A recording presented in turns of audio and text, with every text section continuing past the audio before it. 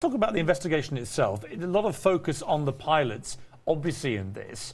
Is the feeling generally amongst all the experts that it is more likely there was some catastrophic event, perhaps a fire from batteries, as we've seen, lithium batteries, that ignited, that caused the plane to go out of control, put everybody unconscious, and the plane then flew on autopilot? Do enough facts stack up now, according to the investigators, that suggest that is more likely than hijack? Well, Piers, I've been speaking to sources, investigators, and basically no one is jumping to conclusions at this stage. More than 2 weeks in, every theory is on the table. And you point out, the fact they're still looking at the pilots. Malaysian authorities said today that so far there's been full cooperation from the more than 100 people they've interviewed. They've interviewed family members of the passengers and the crew.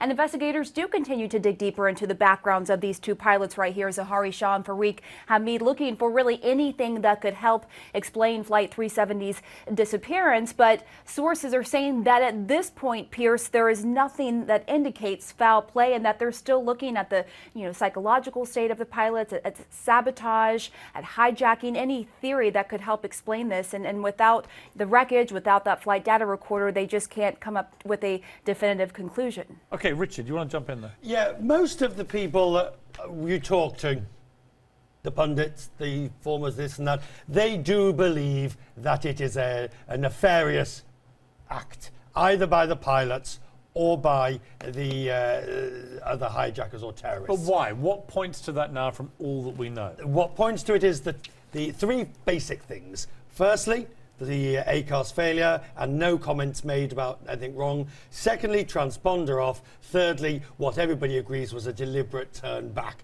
And then you've got the potential of this descent to 12,000 feet and back up again. So they take all those facts. Which, just to clarify, that could only have happened with a pilot resetting the coordinates to take the plane back up. Is that why that indicates some kind of pilot operation? We know the plane could not have got deep into the South Indian Ocean at 12,000 feet. It had to be at its optimal flight altitude of about 35,000 feet. Now, one source says it went down to 12. Well, if it went down to 12, Piers, it had to go back up again to 35. And that could only be done either on the yoke or on the autopilot. So the view, look, let's be blunt about this. The view of most of the people that you talk to is that nefarious hands, human intervention brought this down.